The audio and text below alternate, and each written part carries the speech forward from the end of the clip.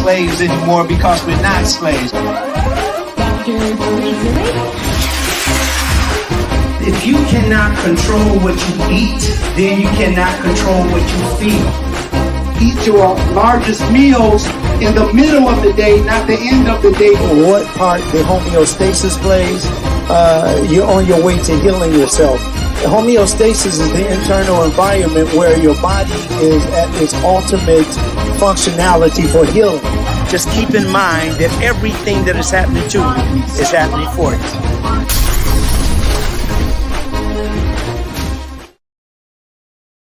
Yes. Hello, hello. Good morning, good afternoon, good evening, depending on where you are. Thank you so much for joining us here in the Mind of Nature. Today's topic is healthy and unhealthy fast food. So I know that can be somewhat of a, what, really? Healthy fast food? Yes. Well, I had the same question, and we're going to find out exactly about that. So without further ado, let's bring Dr. Zarif up to the stage. All right. Ouch. You know, I'm just doing a little of this. Yeah, the funk is on, y'all. We're going to talk about some really great things today because we really have a little time to do it in. So we're going to start. We really appreciate you all being here today. We always do our shout out. So we want to shout out a couple of people that's here. Let's start off with Nurse Cheryl Lee, gentle, smart, in the house, family, and all those to come. We are definitely looking forward to a real nice turnout because we are at home where it's raining on the outside. And so we're going to talk about some really healthy and unhealthy foods. We always talk about, we vilify these foods and then we talk about them. So today, take out your pencil and paper and be able to allow yourself to take some notes today. Yes, because this is going to be a game changer. Also, I'm going to go over here to Instagram and I just want to holler at a few people. We have the Sweet P in the house family. What's going on? It's great to see you here. We got Lolo Smiles 8. We have Jackson Sophia 2022 is here. Morning, beautiful people. Happy Saturday. Saturday, Friday. Okay. Washington, D.C. All right. Well, you know, that Saturday, Friday. Okay. You got to hit me to that, but I love it. You're here this morning and let's go ahead and get it on. I want to go straight to some of the things that you should know about why we chose today the healthy and the unhealthy. But before we go into that, let's show our manners. Let's get back with the beautiful. Okay, there we go. We're back in here. Yeah. So let's get back with the beautiful Care. Care is in the house. And how have you been before we get started? I've been great. It's just been a beautiful week. You know, I think sometimes when it's raining or the weather is not going as well as we would like it to, we make it become a part of how we're feeling. You know, and I know it may be a little hard to do that, but despite the rain, it's a beautiful day and it's been a beautiful week. Yeah. That's awesome. Well, what we're going to talk about here is minimizing the risk of eating a certain way so that we can make better choices. And I think we're doing really great. And when we look at those people that are writing us back and letting us know that, hey, I feel better. Hey, you know what? I am now more regular than I've ever been. When now they're understanding the different cardiovascular conditions, they're understanding insulin resistance. They know what type 2 diabetes is. We also are getting people to understand what salt does, what saturated fats are, what trans fats are. And that's what we're going to go over today. We're going to hit some of these same topics so that we can get a clear understanding. The reason that we take so much time with this in care, I'm sure you can vouch for this, is that we know that repetition is the master of study. We have to do it over and over and over because we're up against fried chicken. We're up against the deep fried onion rings and hamburgers and ribs and all these other different pleasurable foods, Hmm. but they are foods that are continuing to keep us in a bracket that spells very unhealthy. So Yes. that's what we're going to talk about that today so that we can understand the long-term impacts that we are faced on a constant basis. Now, if you haven't been sick before, you probably think you can't get sick. If you haven't ever been into the hospital before, you probably think you will never have to go. If you've never had pain to the point that you can't sleep, then you probably don't think that that's an issue.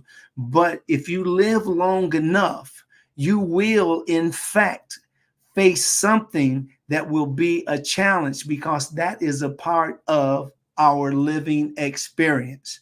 Right. And you can make it easier or you can make it harder. If you just say, "Oh, I got this, I eat what I want to eat, this is my body," that whole, old story. Well, what'll happen is that when you face these particular things, you will find out that, God, if I would have acted on this earlier, perhaps I wouldn't have the problem today. If I would have been more proactive, perhaps I wouldn't be facing this problem today. And that's where we want to get. We know that you're going to eat what you want to eat. There's no problem with me with that. Grown people we're just very hard to tell what to do. You do this. Who you think you're talking to? I got children your age. I'm Well, grown. yeah, that stuff. I'm a grown ass, that whole thing. But the whole thing that when it really comes to it, it's really about understanding there is not ever a convenient time to be ill. Hmm. Never. I don't care what age you are, there's never a convenient time. So that's why people also die inconveniently. It's like you just snuffed them right out, took this person right out. But as we understand more and more, we will get more and more done. One of the things that I want you to go ahead. I'm sorry. Oh no, I was just agreeing with you about Oh, that. Yeah. okay, thank you. One of the things I want you to understand too is the digestive system. Digestive system. Now, many fast foods, these fast food so-called meals, are extremely low in fiber, and therefore, if they're low in fiber, that means that you're not going to get the kind of regulation that you're looking for, and that is a constant bowel movement at the same around the same times during your daily routines. And if you hold on to that waste, that will cause constipation.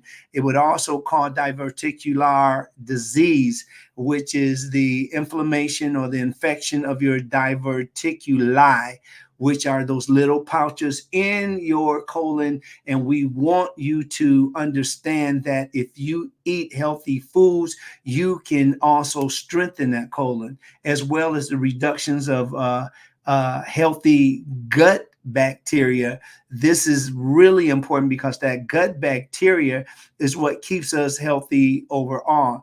Now, the prebiotics, you probably heard of those. These are the foods that are typically high in fiber foods that act like your food for your microflora. That is the flora in your colon, the little finger like projections that take the food. It's a part of their peristalsis, where the food moves down, and it's also a very important part of the absorbing the nutrients from the food that you're breaking down.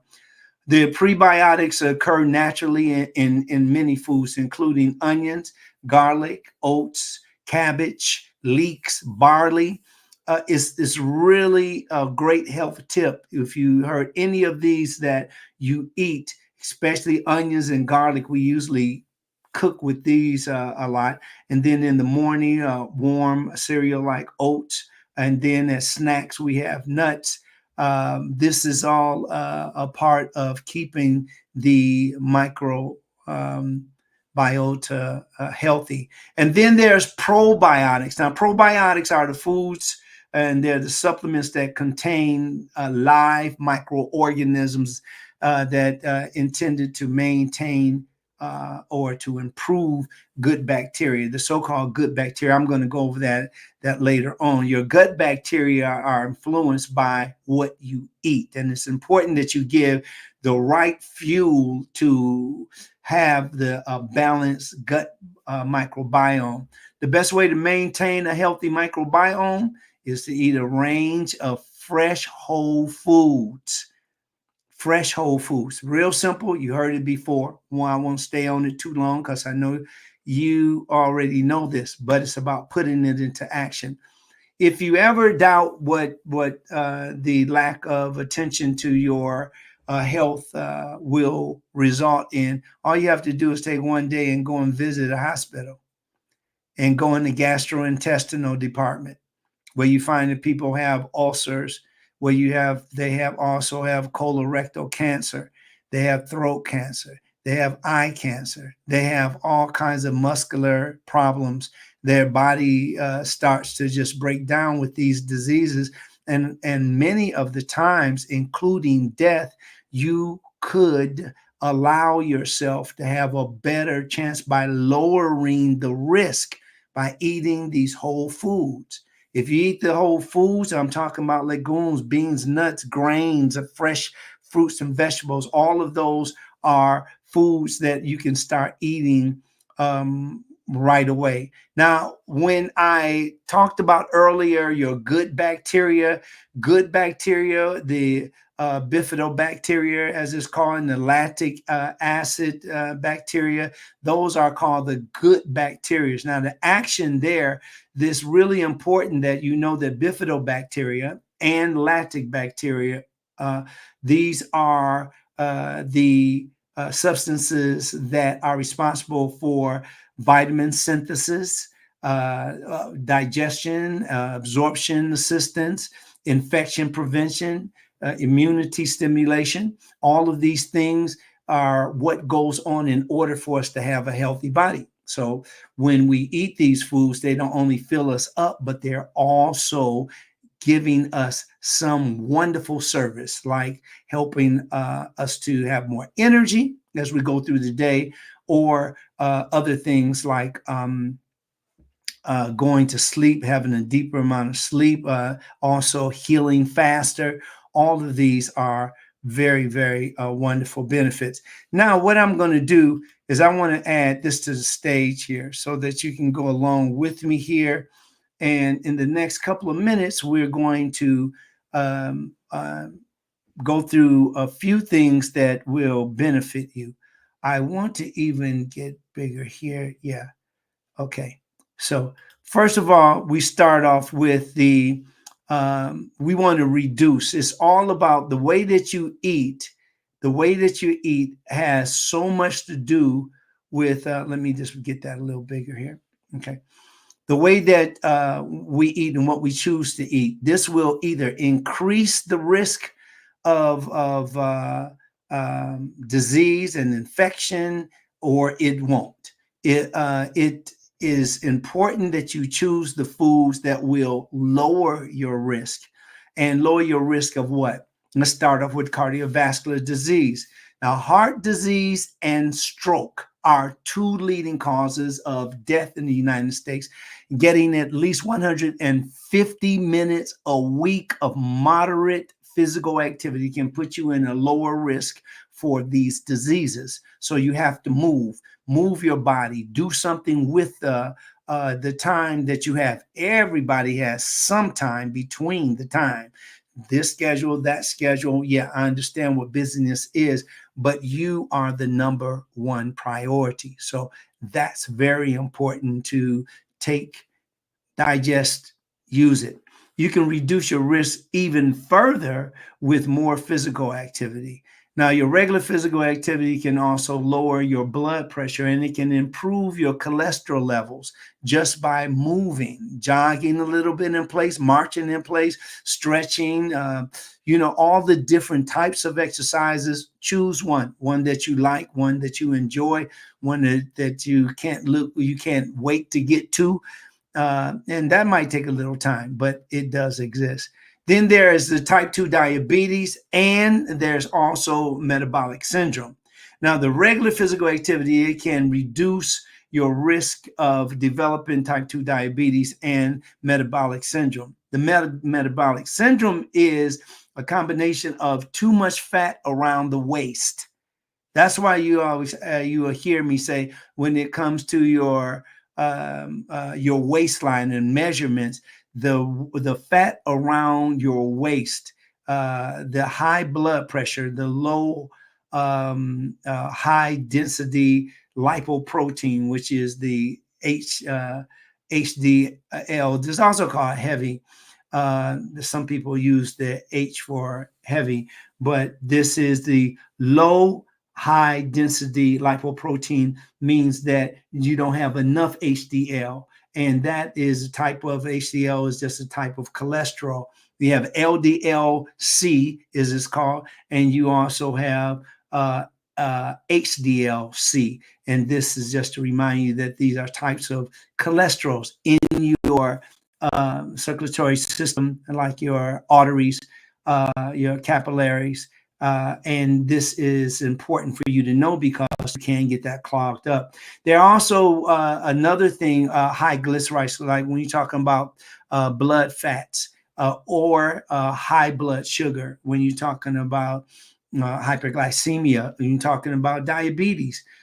This is when we need to pay attention to that. Now, people to start to see the benefits at levels from physical activity, even without meeting the recommendations of 150 minutes per week of the moderate physical exercise. Additional amounts of physical activity seem to lower it even more. Don't overdo it. Just make sure that you get on a treadmill. If you don't have a treadmill, walk in place. Walking in places wherever you're standing. So, you can start with that, but there's no excuse for not doing anything. Okay, so we go on next to more risk. We talk about the infectious diseases. Now, remember, the way that you eat, it should include reducing the risk of infection. It should reduce the risk of illnesses. It should reduce the risk of death. All of these are reasons to eat better foods. Now, again, I talk about this constantly because every day you're met with all of the different distractions. I understand it's a very hard situation, but we have to keep on keeping on until uncomfortable becomes comfortable. Physical activity, again, may help to reduce the serious outcomes for infectious diseases, including the COVID-19. As you see, you have many people that continue to work out even during COVID-19. And I feel weird even saying it because is it over? And also that includes like the flu and pneumonia. Pneumonia is a type of lung infection.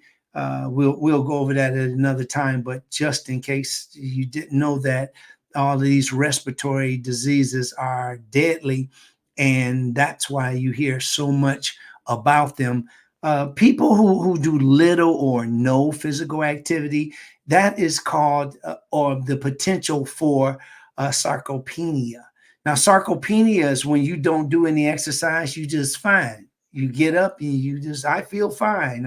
You look good and you got things the way that you want them to look. You're eating a certain way, but you're looking at the mirror like you're expecting to look at something better than what you've been eating. You're eating large amounts of food and you're still looking for a trim waistline. Well, of course, that's a conflict of thought itself. That's cognitive dissonance. And when you are against your own thoughts, it's time to make some changes there, because that's can become a mental illness. You can be totally deluded. People who do some of the exercise and they overcome the inactivity, well, they definitely can reduce the risk of dealing with viruses and hospitalizations and death itself. But inactivity increases your risk. That's the whole point. And people who are more active may be less likely to get infections. Even you can abbreviate a cold. It don't stop you from getting a cold, but at least you can abbreviate the cold, that sickness, that illness, that headache, that fever, so on. Now, as you look up here, this looks like a whole lot of scribble scrabble for most of us. But the reason that I'm looking at this is when we want to look at what the body goes through different processes. And we won't have to learn this today, but you'll see this later on as we talk about the microbiota, the metabolites, the antimicrobial peptides. And those right now, the first time you heard them, they'll sound like they're pretty big words, and wow, that's over the top. But you'll see as we continue to dive deeper that you'll find out more and more about it. Now, the microbiota. This is the microbiome is a living, dynamic environment where the relative abundance of species may fluctuate daily, weekly, and monthly, depending on the diet, the medication, exercise, and a host of other environmental exposures. However, the scientists are still in early stages in understanding the microbiome's broad role in the health and the extent of problems that can occur from an interruption in the normal interactions between the microbiome and its host. You are the host, and that's what we're talking about today. Okay, I'm going to go. I took a couple of things off here because it's just simply some things are just we're not ready for it yet. Some of the things too that you'll find as far as chronic illness. Now, chronic illness is that when you're young, you don't feel anything. And then as you get older, you are more vulnerable to these things. And most likely you'll get these particular things. You are also you grow with these propensities. That is the vulnerabilities to contract certain diseases, maybe more than your brother, your sister, your neighbor, but it can be all connected to you genetically.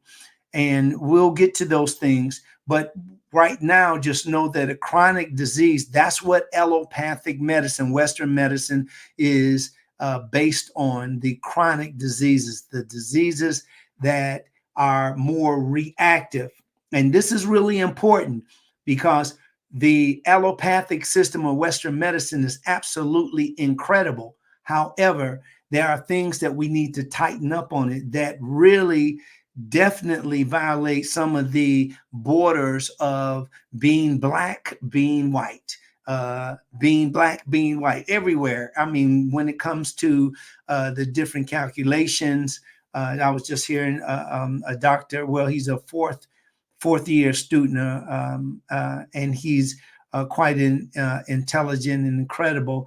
And he talks about the things that we should be aware of that are happening in the hospitals now that include racial disparities.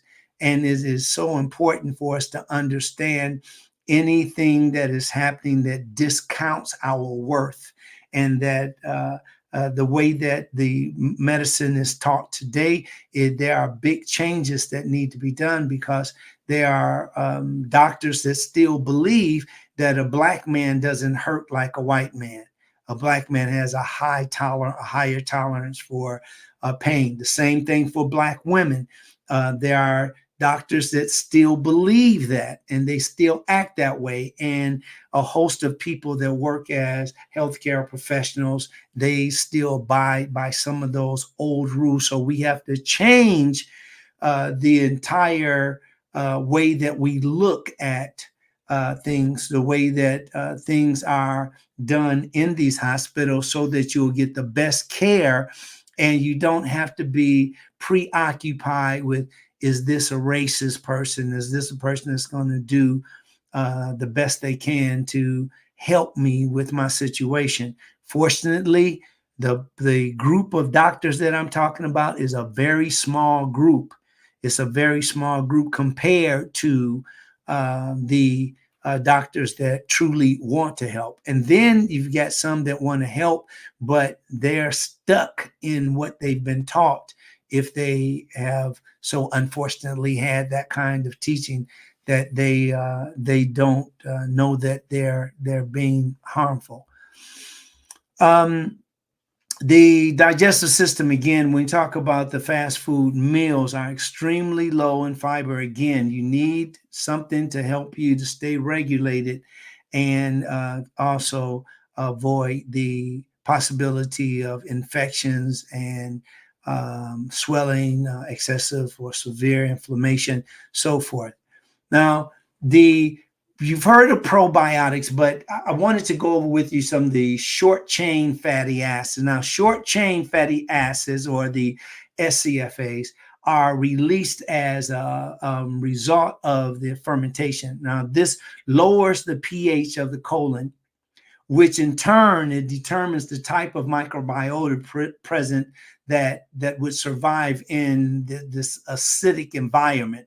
You know, when you talk about your gut, you're talking about, hydrochloric acid. You're talking about pepsin. You're talking about different types of acids to break your food down. The lower pH limits the growth of the harmful bacteria like Clostridium difficile. So this is a Latin word for a common bacteria, and it's very important that you have a balance, because if you get too much of this Clostridium difficile, you will find that it will cause an imbalance in your gut, and that's where people get what is called leaky gut, or this is when they get different types of problems with their colon, and then they have to get other their operations. They end up living a certain way, change their lifestyle for the rest of their lives. So you move on this and you'll be happy you did. Now, not to get this confused, but prebiotics is not the same thing as probiotics. The prebiotics are foods that support increased levels of the SCFA. And remember, that's the short chained fatty acids. And these the SCFAs are indigestible carbohydrates and fibers, such as inulin. They resist starches, the gums, the pectins, and the fructooligosaccharides. All the fructooligosaccharides, it's a long name, but all of these are, again, the different indigestible fibers. And that's the actual, the explanation or the definition for fibers. They are foods that are partially digested, or foods that are, that can't be digested at all. Now, although there are some supplements containing prebiotic fibers, there are many helpful foods naturally containing prebiotics. The highest amounts are found in raw versions of garlic and onions, leeks, asparagus, Jerusalem artichokes, dandelion greens, bananas, and seaweed. So all of this, yes, seaweed is also a good source of fiber. and it's used quite often as a preservative also, like in some of the aloe vera juices, or gels. But in general, fruits, vegetables, beans, and whole grains like wheat, oats, and barley are all great sources of the prebiotic fiber. Okay, now let's go over here to this. You'll see here saturated fat. You see that? Now over here, the saturated fat is different than the unsaturated fat.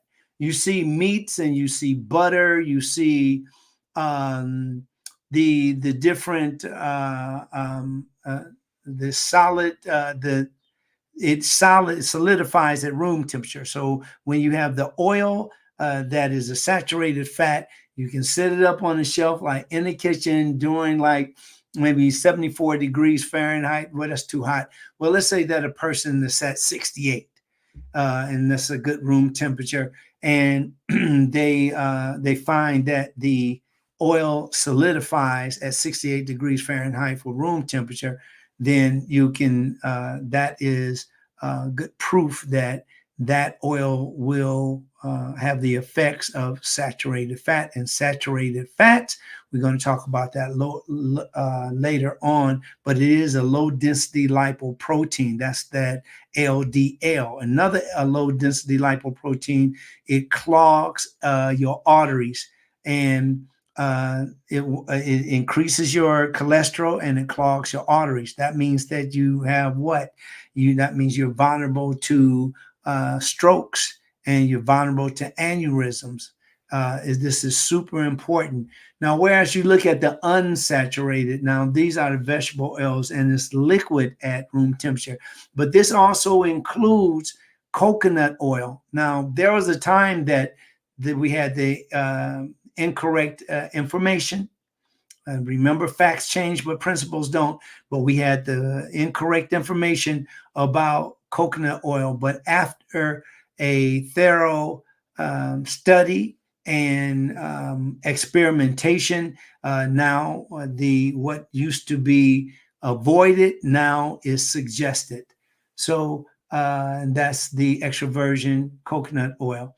The unsaturated fats, they increase the levels of good bacteria, and that's the high density lipoprotein. The high density lipoprotein, again, remember that's the HDLC, and the bad is the LDLC. And it actually escorts it to the liver, where the LDL is broken down and eventually removed from the body. Now, as we look at this, this is the problem right here. When we go into the deep fry, when we are doing this thing, when we have all of this grease, and when we look at all this grease, this is most likely peanut oil that is at very high temperatures, and this causes carcinogens. It causes the trans fats that are because of or a result of high temperatures. And look at that big vat of grease. Okay, so the trans fats, I'll start off with that. There are two broad types of trans fats that are found in foods: naturally occurring and artificial trans fats. Naturally occurring trans fats are produced in the gut of some animals and foods made from these animals, like the milk and other meat products like lunch meat and other jerkies and so forth. And this may contain small quantities of these fats. Artificial trans fats or the trans fatty acids are created in an industrial process that adds hydrogen to liquid vegetable oils to make them more solid. So the hydrogen is added to the oils, or it's also called partially hydrogenated oil. The primary dietary source for trans fats is processed foods. In processed foods is partially hydrogenated oil. Now, you look for them on the ingredient list on food packages. Sometimes you may not find them, sometimes you will. but most of the times that information is listed. But in November of 2013, just about 10, little over 10 years ago, the United States Food and Drug Administration made a preliminary determination that partially hydrogenated oils are no longer generally recognized as safe. That's the GRAS, or GRAS, in human foods. They're no longer recognized as generally recognized as safe. So if they're not safe, they have to be what? Okay, so let's move on here. I'm going to pass that up. Now, what I want you to do is you look at, there are different types of carcinogens, and that's the thing that you accumulate in your body when you're drinking, when you're eating, when you're snacking on these foods called fast foods. So the International Agency of Research on Cancer, the IARC or IARC, they classify substances to show where they are suspected to cause cancer or not. It places substances into one of four categories, depending on the strength and the evidence for their carcinogenicity. And now we're going to start with number one. You heard this before, people said this, but I want you to see where we got this from.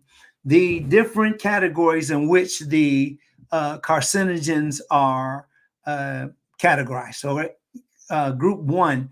Now, what does group one? Group one are the carcinogenic to humans. That means potentially cancerous for humans, or that means this is cancerous for humans.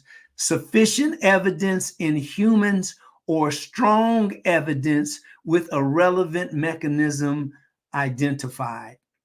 So that means in most cases, this has been known to not only have the potential, but to cause cancer in people that smoking tobacco, the exposure to solar radiation, alcoholic beverages, and processed meats. See that? Right here, processed meats. And some people don't believe that when I say it or anybody else says it, but like lunch meats, dangerous. Hot dogs, dangerous. You have other parts of potted meat, dangerous. Spam, dangerous. Vienna sausages, dangerous.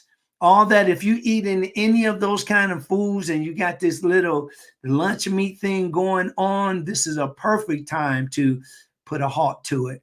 Next is the group vitamin 2, the group 2A. And when we look at group 2A, these are the substances that probably carcinogenic to humans.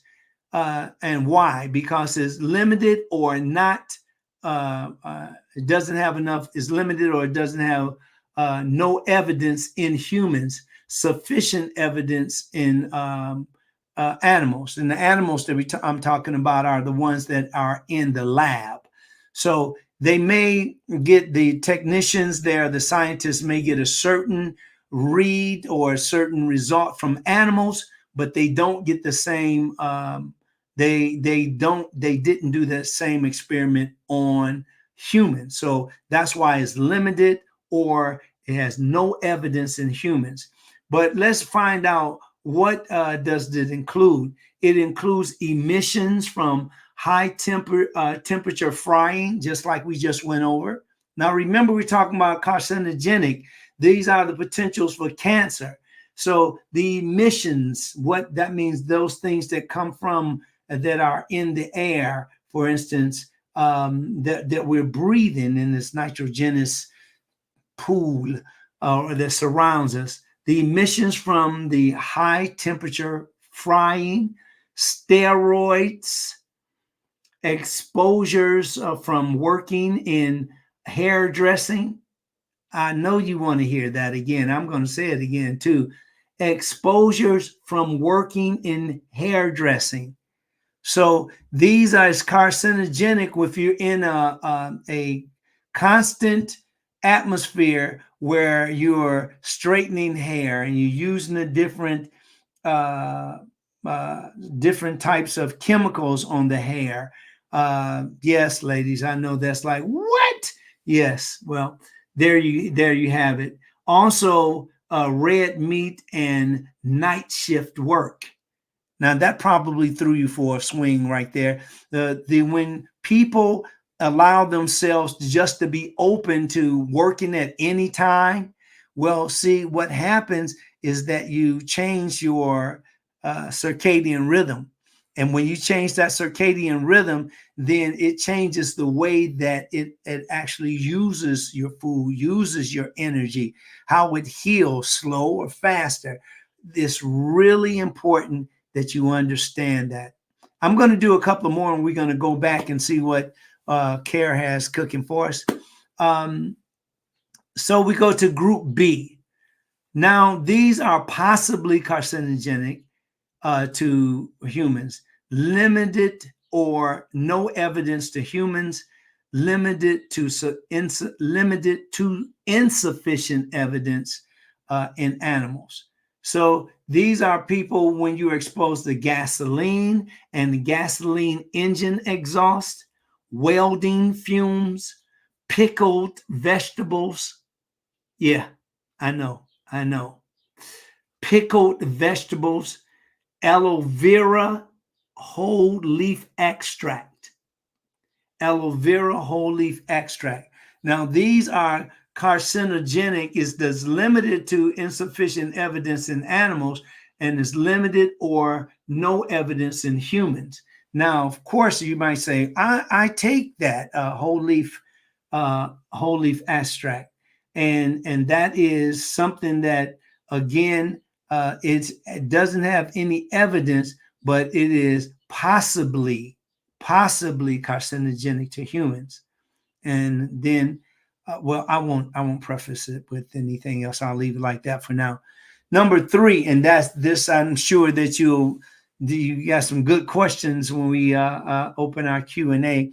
We only have coming up on 10 minutes left, so let me go ahead and read through this. The carcinogenicity not classifiable.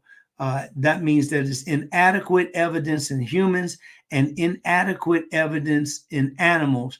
Often, this means further research needed. And this is when it comes to tea, like people that say that the tea is carcinogenic, or if they say coffee, static magnetic fields, fluorescent lighting, and the polythene. And this is really, I'm sorry, polyethylene. And then the polyethylene is also known to, which is a type of material, and this is known to really cause problems. Polyethylene is a material that can be used in making cups and bowls and eating utensils and so forth. But these are things to really keep in mind. I'll go to group 4, and probably not carcinogenic. These are the things that have the green light, so to speak. And this means that they have the evidence suggesting a lack of carcinogenicity. And the group has not been used since 2019. Now, this group right here is usually not even used at all because it's considered just the generally recognized as safe that we were talking about earlier, the GRAS. But when it comes to group 4, we look at the caprolactam. Caprolactam is used in the manufacture to used in the manufacture to of the, there we go, the sympathetic fibers or synthetic fibers. I got I'm at that point, I guess. I got to recharge, but we're going to take a break in a second. Now, what's the only substance ever placed in this group? So this is the caprolactam is the only substance placed in this group. Is the only one substance ever placed in this group of all substances assessed. Okay, so there you have it. That is a lot of information. I know some stuff there that you get like, what in the cracker jacks is that about? So we'll talk about that in a second there. I'm going to go ahead and bring up Carolyn now. Let's see. Well, yeah, Carolyn, come on up. Ooh, I see a lot of questions here. Let me see. Or they might be just comments. Thank you very much. Oh, good. Namaste. Namaste. We have Watch What the Health, and it's really great to see you, man. Let me see. To everyone in chat, please. Okay, that's Carolyn with her instructions. Good. So, Carolyn, you have any questions, or we have anybody that has questions? I'll check out Instagram while you're answering.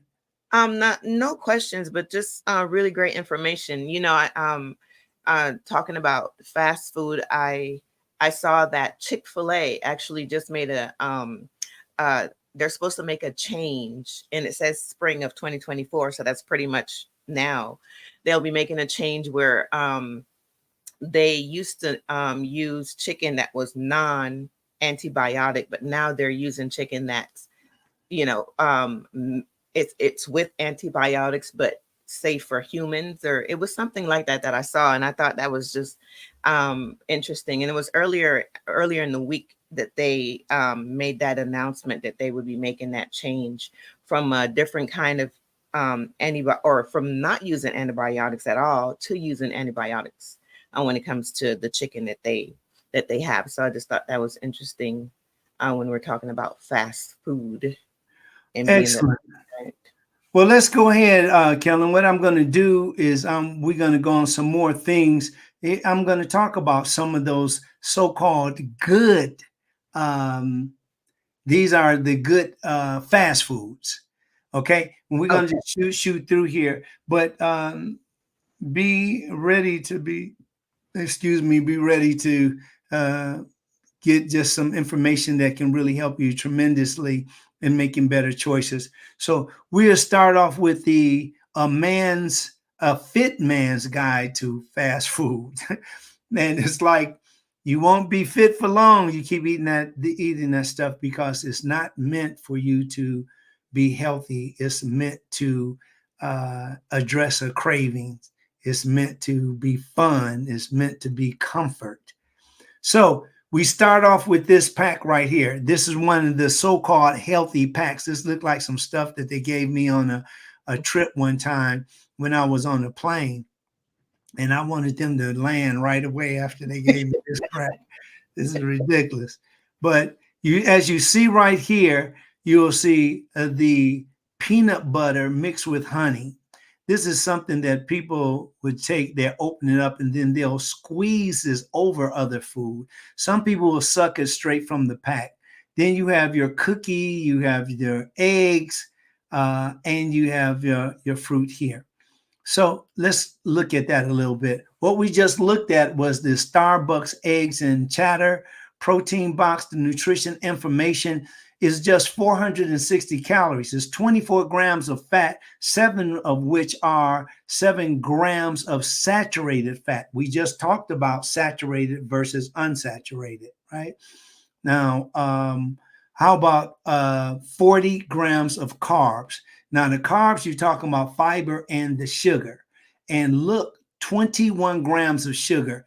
A safe amount, or what is considered a low amount of sugar, is somewhere between 6 and 7 grams of sugar. This has 21 grams of sugar. You're already out, and most of that is most likely coming from that cookie. And then you have 450 milligrams of sodium. Now, that sounds like a lot, but when I show you later on the comparison, you're going to be, wow, 450 don't sound too bad. But this is also coming from processed or this refined food. 22 grams of protein, that's almost the same amount that a protein drink has. and is in some protein drinks, 22 grams is more than in the protein drink. So again, let's keep going. This right here, this sandwich, you probably don't know what restaurant this comes from, but it's a Dairy Queen. Dairy Queen hamburgers for kids meal. Now look, it's 350 calories. That's very low for a hamburger sandwich, or hamburger. 14 grams of fat, and it was 6 grams of saturated fat. And look at the sugar here. This is low, 7 grams of sugar for a child. So you might have to eat pediatrically in order for you to get the right amount of sugar. And then 620 sodium. They made it up. Remember SOS. If they don't get you with the sugar, they'll get you with the fat. If they don't get you with the fat, they're going to get you with the sugar. You see? And oil or fat makes everything taste better. Okay. Let's go to the next one. Ooh, what could this be? Yummy, yummy. Well, this is the Panda Express string bean chicken breast. And as you look here, it's very low too in calories, which means you're not going to take in a lot of energy. And so if you have energy that's not used, the energy is stored, and then that spells out what? You start carrying more fat. And you gain weight. Well, we're not going to talk about that today, but that is the gist of the idea. 190 calories. And look, 9 grams of fat, 2 of which are saturated. And then we have 13 grams of carbs, 4 grams of fiber, which is good, and 4 grams of sugar, which is excellent, very low. And we look at 590 sodium and 14 grams of protein. Let's move on. Here's another big dish. Look at this. It has chicken strip slice, strawberries, blueberries, chicken and strawberries. First of all, how do you get past that? Chicken and strawberries. Strawberry chicken. I guess they have orange chicken. I guess you can have strawberry chicken, you know. Yuck. But anyway, you have on here, you can tell there are walnut and pecan bits, blueberries. There's different types of lettuces. There's cranberries. Wow, that bad boy is packed. So let's see, what are we looking at? Chick-fil-A market salad. And look, only 540 calories. Carolyn, you were just saying that Chick-fil-A is about to make some changes, right? Well, Chick-fil-A is really, really busy. I mean, all of these places are, because people are addicted to the stuff that they eat all the time. Denise Kane says, thank you for the research. And I have seriously pushed back from fast foods due to health concerns. Whole food regimen has helped me incredibly. Thank you so much for that. That's awesome. Wow, there it is. Yeah, that's thank you for sharing that. Sophia Jackson says, what do you think about the plant burgers at Burger King? Well, first of all, I wonder how much plant makes any sense, Sophia, when they're putting the plant burgers on the same grill as they're putting the chicken burgers and the hamburgers. You know, it's a minutia. They take the thing and scrape it off and all that stuff. I can't get past that for me. But I think that it's better to eat that compared to the other things on the menu. So in other words, there's just different little steps. If you're saying I'm going to do better, I'm going to eat a plant burger versus a meat burger, that might be, that's not as serious as a purist or a person that doesn't eat meat at all. Thank you for your question, Sophia Jackson. Let's go on to, I'm going to go over here to, any questions over here? Let me see. All right. Checked over on Instagram. I don't see any, so we're good to go. Oh, okay. Very cool. Thank you. All right, let's go ahead and let's move up here. What is this? Well, this is a Panera bread. You know, anybody eat at Panera? This is a Mediterranean bowl with chicken, chicken, chicken, chicken, chicken, chicken, chicken. Um, Only 640 calories. But look at this, 7 grams of salt. Whenever it's low in salt, I mean sugar, you know it's going to usually be high in what? Salt. Look at that, 1,460 milligrams. Again, they do it to balance out that taste. So you're going to be attracted by a mixture of that SOS constantly. All right. And now you have, what is this? Can you recognize it? Well, it has the brown rice, or it appears to be brown rice and black beans. You have lettuce. You have, this might be some stripped vegetables here, what, jicama, something. And then the guacamole, that looks suspect. It, Yeah. it looks like a knockoff Chipotle bowl, but I guess. That's, I wonder, you know, if we really got served with the guacamole that was real, I would, ooh, man, it would taste so much better. But they, by the time they finish with it, it's some green goop. Right. It's like pureed, it seems like. Yes, exactly.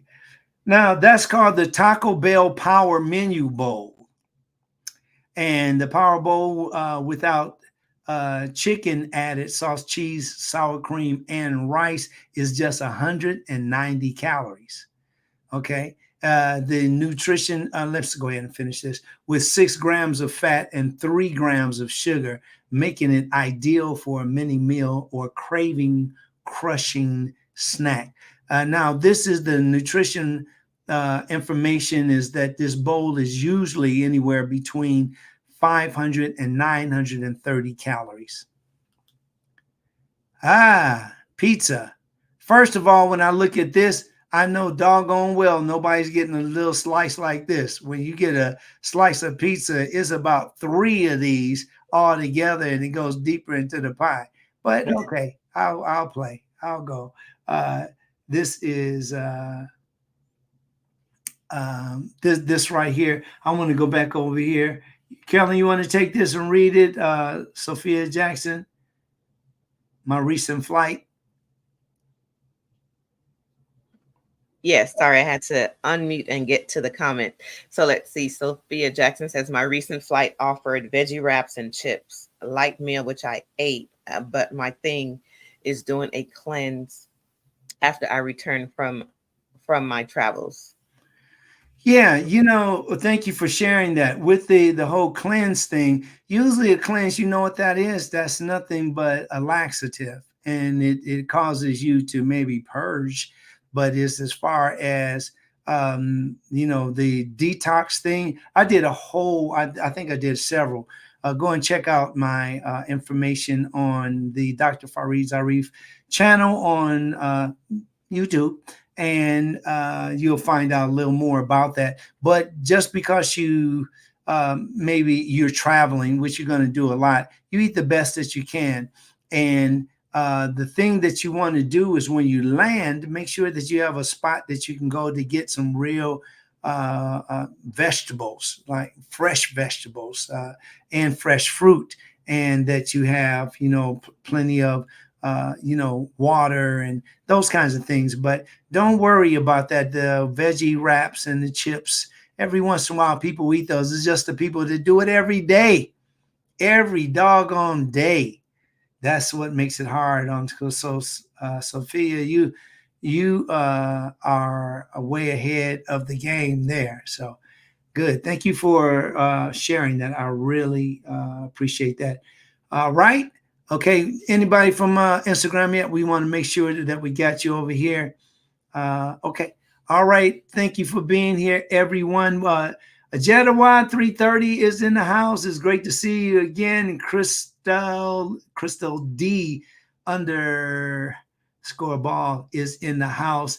I love you, Michelle, is in the house. Oh, she just gonna make you say it, huh? Okay. All right. Yeah. Right, That's right, Miss. All right. So It's really great to see everybody here today. And let's go ahead, shall we? Let's go ahead and continue. So we got that going on with the Pizza Hut.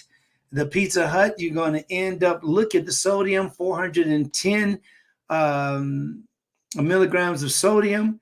And it's still, you want to be aware of that, because wherever sodium is, you're going to attract more water. And then to the point, if you do it severely, you're going to have edema. And you have edema, it leads to other problems. But for right now, keep in mind these numbers are very important, especially that fiber, because most people lack it. The sugar is always abundant sugar, and it's usually abundant protein. Most people, you need to, where I'm going to get my protein from. Woo, you got so many. If you really calculate this out, you include the protein that comes from animals, but you also have along with that plant protein, and you'll get a higher number. But we're getting there. Okay, so here I'm going to just move a little faster here. This is the chili. Now, the thing about this that you're looking at, this is chili. It's another little suspect too. Look at our glassy and stuff. This chili right here is missing that chunkiness. And the reason I say that, because I make some really bona fide vegan chili that you would just love. Yeah. Enough about me. So anyway, under this chili, you have like potato. You will have a potato. So this is the way that I wrote this up. I did one. This is the nutrition facts for the chili: 253 calories and 13 grams of fat. And you have 1.5 grams of sodium and 19 grams of protein. Look at this. Remember, I said low in sugar, but this right here is a little different. Look, 3.5 grams of sugar and 1.5 grams of sodium. Whoa. And there's 1.9 grams of fiber. It doesn't have much of anything in it. 5.5 grams of saturated fat. You don't want saturated fat in your body, period. And that's, I'm going to go back before I get to the big burger. When you look at the baked potato, you have another, 485 together. You have 485 calories in that little, instead of it just being 200 and something, because of the potato. And the potato is 5.4 grams of fat, and you have saturated fat in the potato. What does that come from? That's how they're treating the potato. There's not 3.5 grams of saturated fat in the potato unless they're adding butter to it. Okay, so let's go ahead and take that off. The 39 grams of, okay, here's a little bit more fiber. Okay, that can mean something. Fiber, most of this is coming from the peel. If they leave the peel on, then most likely that's what they've done. And then it's just low in the sugar, 2.4. Sodium is low, and the protein is as it should be. So we'll go ahead and move from here. Now, okay, this burger. Now look at this burger. This burger is, this comes from Hardee's and Carl's Jr. It's called the charbroiled barbecue chicken sandwich. Now here, this is where the nutrition is still considered a healthy choice, 370 calories, because these types of sandwiches usually are up in the numbers, the 4 digits, which I'll show you just in a few seconds. The 49 grams of carbs, only 1 gram of fiber, you see. So mostly these meat sandwiches don't give you any fiber. They don't give you any fiber. Really want to bring that home. We got Ronald Jones Jr. in the house. Ron, what's going on? He says, is a baked potato good for you? Yeah, it's good for you. You can eat it. Guess what? Believe it or not, it's great. It's high in vitamin C. is also a wonderful, it's great for fiber also. Although they have 1 gram of fiber, maybe that's because it's peeled. But when you eat the peeling along with the potato itself, yes, you have more fiber. And let's move on. Okay, look at this. We're getting ready to go into unhealthy fast foods. Okay, Kelly, come on up and do this with me. That'll be fun. I know you're in your office. All right, there you go. All right. It raining? Is it raining where you are? Yes, yes, it is. But That's it's a beautiful day. Tony lied. It does rain in Southern California, but that's besides the point. All right. Oh, all right. Well, he done got his money and ran with that one. I'm just playing. Woo. Man, that is, let me see. Okay, so here we go with the unhealthy fast foods. This is, as you see on here, this is just give you an idea. Do you see how many things are fried? The potatoes are fried. I think the pizza is just cooked at high temperatures. This one and that one. I don't know what this is, some kind of dumpling or something. And this just looks like it'll constipate you. And then you got these golden rings, and you see all of this stuff is fried, even these little chips out here. And they got a little bowl of peanuts out here. And the Subway sandwich probably has some processed meat in there. So these are things that I'm not saying to vilify it, but to get you to make better choices.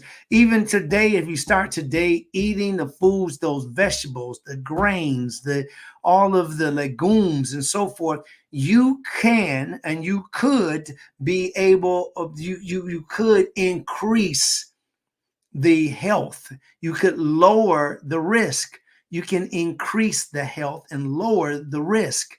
So when you love a woman, guys, and then she ends up maybe with, let's say, cancer of the breast or cancer of anything, if it's something that you can avoid, wouldn't you say, look, honey, you got to stop eating that.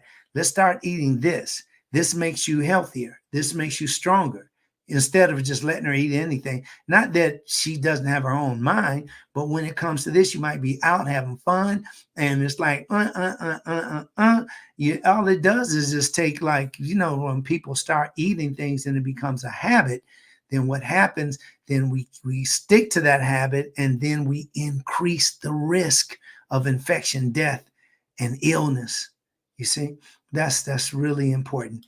Let's move on. This is one of the breakfasts that's really popular.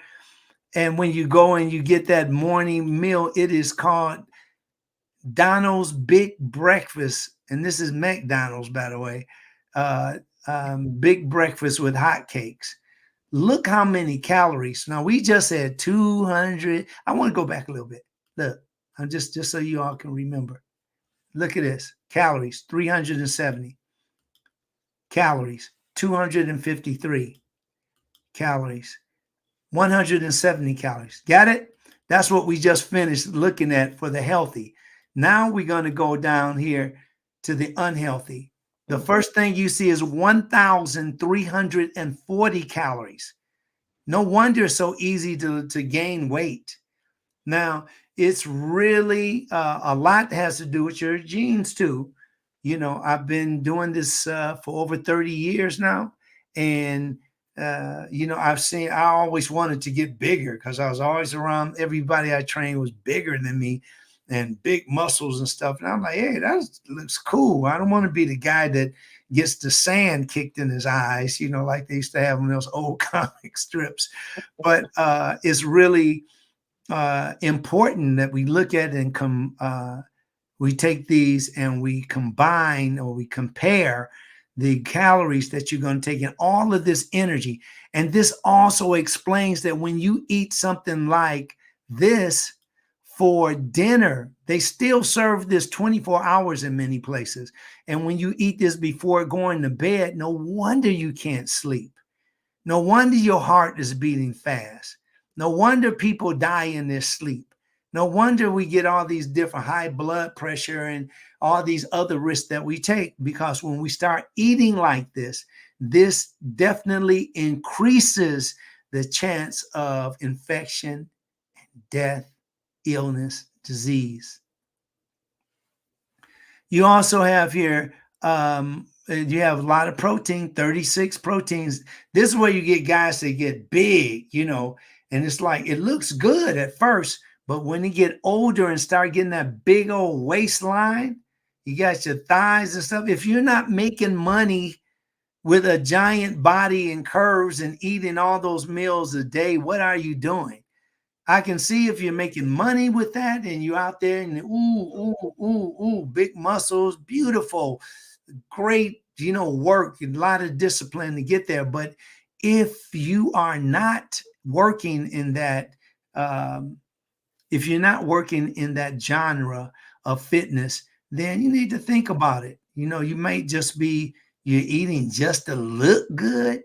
The number one reason, these are the statistics as far as why people work out. For male, the number one reason is so that he doesn't get intimidated by another male. When you look at the statistics for females, a female works out, her number one reason for working out is to get fit. And that's usually, I want to look. What'd you say?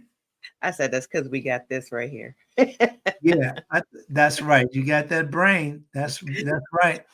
It took me, when I started years ago, 1982, teaching my first the aerobic classes. I remember that the hardest or the toughest challenge that we came up against in getting people to work out, especially Black women, because of the hair. Yes. They didn't want to sweat out the hair. Yes. And how about your body? The hair. I don't want to sweat out my hair. It's like when you talk to a woman about pumps. It's like, do you know that's bad for your knees and your back and your ankles? And, you can go ahead with that if you want to. She's going to find some pumps that she can wear. And she might throw them off at the end of that little couple of dances or standing up and delivering a speech or something. But most females find their pumps to be very uncomfortable, Right. So, hey, all right, we got Mr. Wonderful Allison Gentle is in the house. I'm so glad to see you. Hello to you too. Always great to see you. And yes, sir. It's so great. So we'll go ahead and continue, but you see what I mean here, right? The calories are really, really high. So you put that stuff in your body. This is very deceiving. Look, it has a square egg between two biscuits. It has not one sausage, but two, and cheese on top of that. This is a gut buster along with a heartbreaker right here. Now, what is this sandwich? This is a Burger King's double sausage, egg, and cheese biscuit. 853 calories, 66 grams of fat, 29 grams of saturated fat. It has 2,522 milligrams of sodium. Remember, we read something earlier. It was only 200 and something.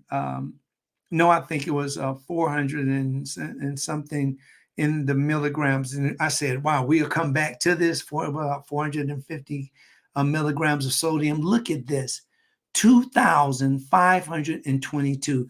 And that's why we have a lot of sisters and brothers that blow up. And it's usually a lot of water, retaining a lot of water. The pannus is the very lower part of the abdomen group. And that pannus is actually fat. It's like that flap of fat, and that gets bigger. Did anybody see Norbit? And yes, and Norbit is one of Eddie Murphy's comedy films, and she was about to get on the slide. Coming down the slide with a lot of water, the slides with a lot of water when you go to those kind of places. And she had the guy, remember there's a little boy, her panties was so big and so low. He said, ma'am, you have to have on clothes. You have to be you have to have on clothes because he thought she was naked. And it's the same thing that in real life occurs on a daily basis. So keep in mind the things that you're eating, that you can make a correction, but do it little by little. Don't be hard on yourself. And this will help you to make a better choice when it comes to food. Next, this looks like a little burrito, which it is. This is called enormous, like enormous, enormous, enormous. Okay, so that's the burrito. 836 calories. Look at this, 2,038 milligrams of sodium. What else is high in here? Anything else high? Yes, 17 grams of saturated fat. These are the kind of foods that can cause you to increase your LDL-C, which is the cholesterol that is what? Low density lipoprotein. Okay, we almost there. What time do we have here? Oh, yeah. I don't want to hold you up too late. I'm going to just go through a couple more. Taco Bell's breakfast, it looks like this. This is a crunch wrap. Look at this bad boy. This is considered, in a lot of people will say that, oh, this is like diet food. It's only 730. Remember that the foods that we're eating and the calories that we're counting, we're actually estimating that an average person eats about 2,200 calories a day. So if you eat this as a breakfast wrap right here, then how much, if your other foods follow this type of recipe and these ingredients, you're going to surpass that by at least 1,000. So it's important to pay attention to these things so you can make the necessary change. 1,290 milligrams of sodium. Again, you're talking about, especially Black folks, high blood pressure, also called essential hypertension. This comes usually without any indication, any cues, any warnings. So if you're forewarned about something, consider what I'm saying now as a warning. You have to make the decision yourself. When you change, that's when things start changing. But if you're talking about I need to change, but you're not changing, then you're just entertaining yourself. I think I'll take this one as the last one because look at this. This just looks rugged. This doesn't even look like that. Looks like play bacon. What the heck is that? And then the sausage it looks like somebody started to eat this and then they got into a conversation and forgot about it. And look at this hard lard looking butter. It's not even, if the food is hot, it will like go down, it will melt. And what is this? Some kind of drink here. It's probably coffee, but the syrup and the butter, it's really, this is not the way to go. Why isn't it? Comes from Whataburgers. Now, if you don't know what Whataburgers are, and not everywhere in the United States, but they're popular enough, especially with the pancake. They're just like the International House of Pancakes. And one of their dishes with the sausage, 830 calories, but look, 33 grams of fat.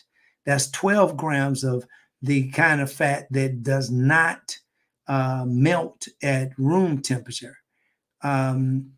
There's no trans fats here. And I'm going to just go back just a little bit so we can see the trans fats in some of these reports. No trans fats there. 1.4 grams of trans fats there. Okay. So, yeah, you have trans fats from, again, those dishes that are like long lasting. See this bread right here? It probably has trans fats in it because it will help to extend the shelf life. And you have the under there's probably a fried egg, and then you have the sausage. But this is just These kinds of things will definitely challenge you. 1,120 milligrams of sodium. So these are some of the things that we need to change. Okay. So I'm going to go back here because I know it is about that time. And thank you very much for listening. And it's up to you now to make the difference. Burger King and McDonald's and all of those have, a lot of good things.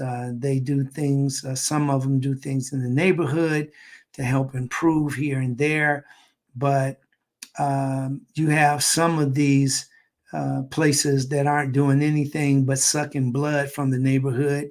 And it's good for you to take control of your family so that you'll be able to manage the health in the family. You want to make sure that your family is doing the things to keep themselves healthy.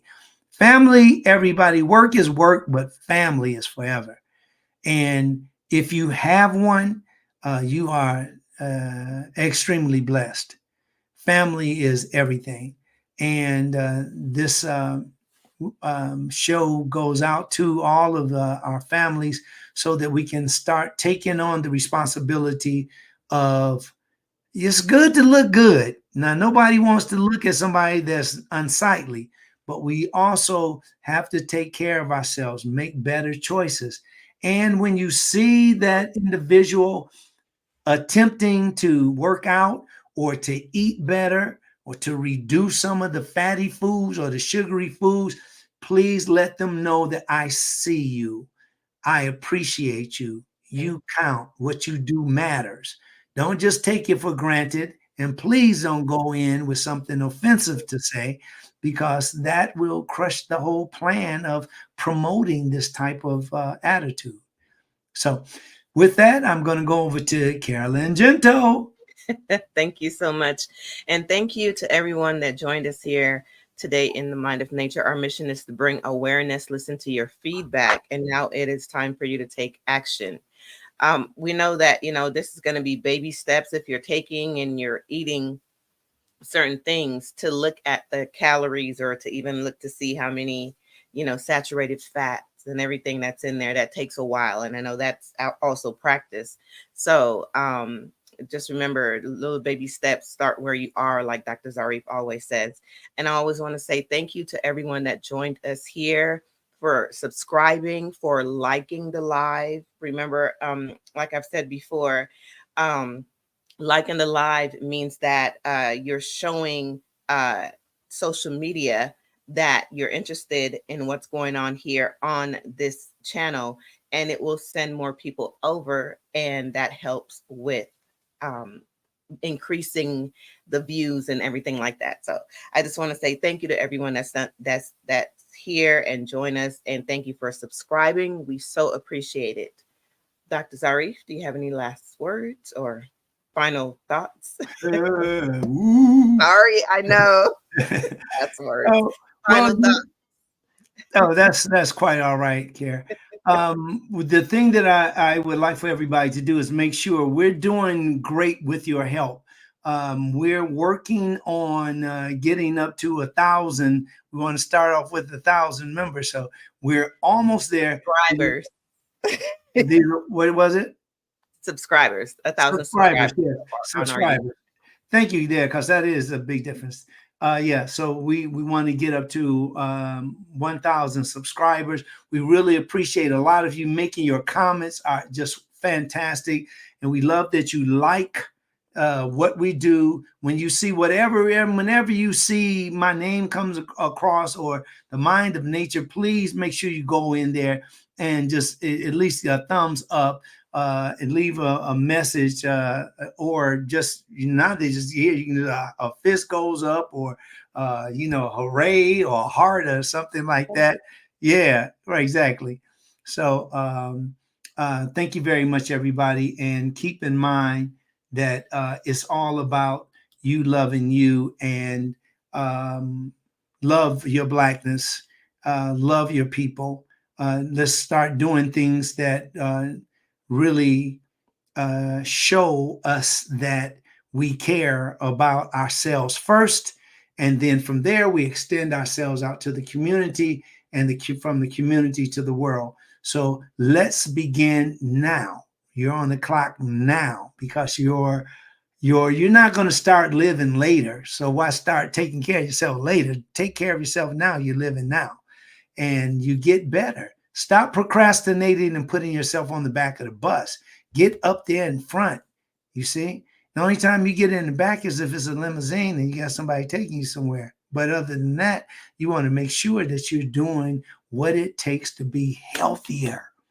Okay. All right, everybody. I've said enough. You've heard enough. And I really appreciate you being here because it wouldn't be anything without you. Thank you so much, everybody. Happy Easter to anyone that celebrates. Happy Easter. All right. Yep. That's beautiful. Happy holidays to those who enjoyed those or those who, yeah, just like Kara said. And I'm thinking so fast today. It's incredible. But thank you very much, everybody. And our love and respect to each and one of you. And we'll see you next time on The Mind of Nature. I'm Dr. Zarif, and also with my co-host, Carolyn Gento. And we'd like to say thank you very much for joining us.